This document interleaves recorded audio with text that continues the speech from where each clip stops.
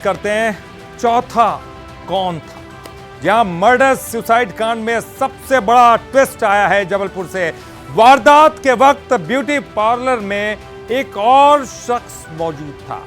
चौथा शख्स कौन था? वो चौथा शख्स, तस्वीरें पहले देखिए।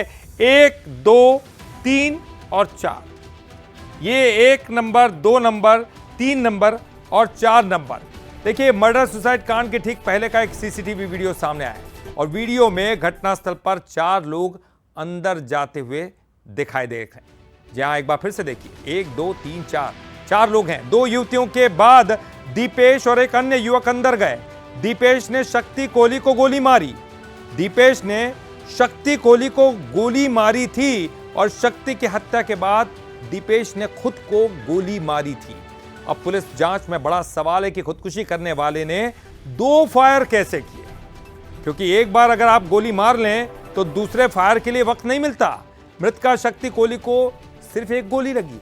आरोपी दीपेश के शरीर पर 2 गोली के निशान हैं। क्या दीपेश ने खुद को 2 बार गोली मारी या फिर उसका मर्डर किया गया है?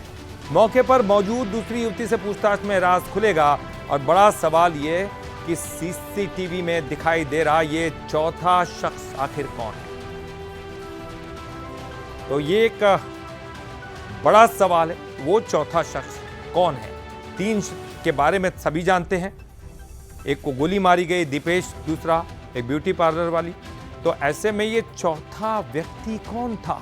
क्या इसी ने दीपेश की हत्या तो नहीं की है? क्योंकि दीपेश ने सुसाइड किया, ये बात सामने आ रही है पुलिस की थ्योरी में। 2 लड़के और 2 लड़कियां यहां नजर आ रहे हैं। दीपेश ने अगर खुद को गोली मारी तो दूसरी गोली कहां से? क्योंकि एक बार कोई शख्स अगर सुसाइड करता है तो वो 1 गोली ही मार पाएगा। उतनी देर में तो वो अचेत हो जाएगा, दूसरी गोली मारने का सवाल ही नहीं होता।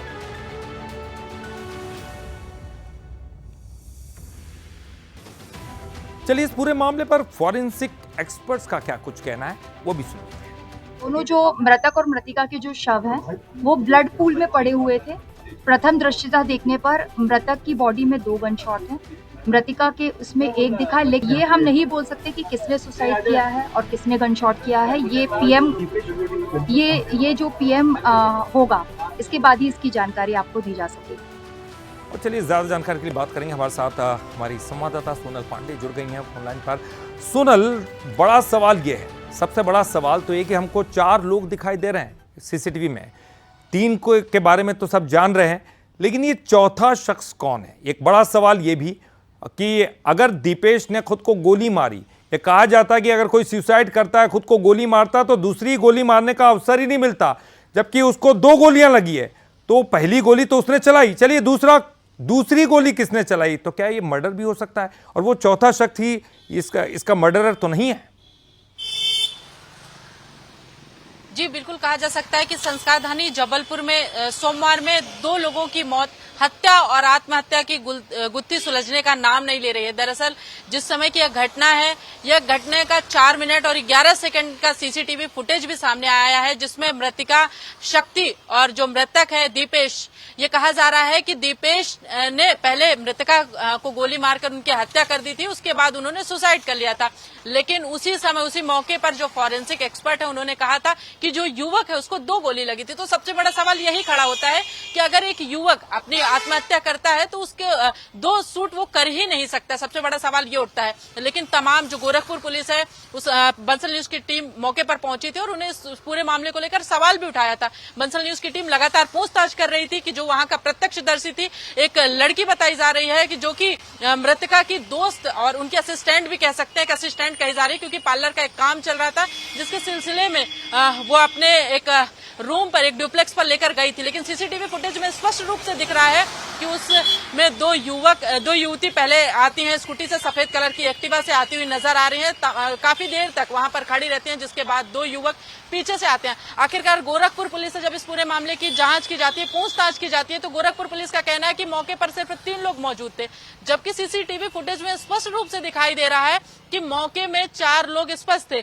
आखिरकार वो एक युवक, एक शख्स कौन है, जिसके बारे में अगर पूछताछ करने में तमाम पूछताछ की जाएगी तो तमाम चीजें सामने निकल कर आ सकते हैं, क्योंकि जो प्रत्यक्षदर्शी तनु है वो बयान अपने बार बार पलट रही है। ऐसा कहा जा रहा है कि जितनी बार भी उनसे बयान लिया गया उतनी बार में उन्होंने अलग अलग तरीके से बयान किया गया था।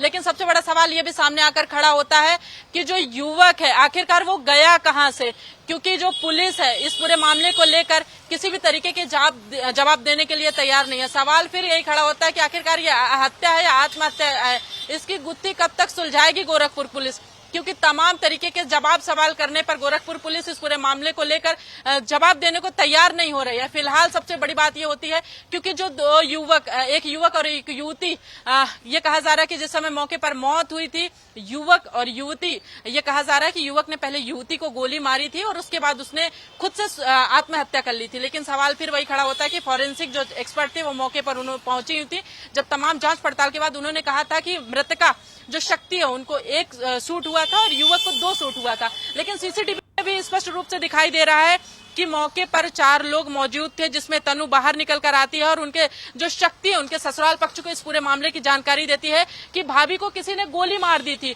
और तनु बाहर से दरवाजा भी बंद कर देती है।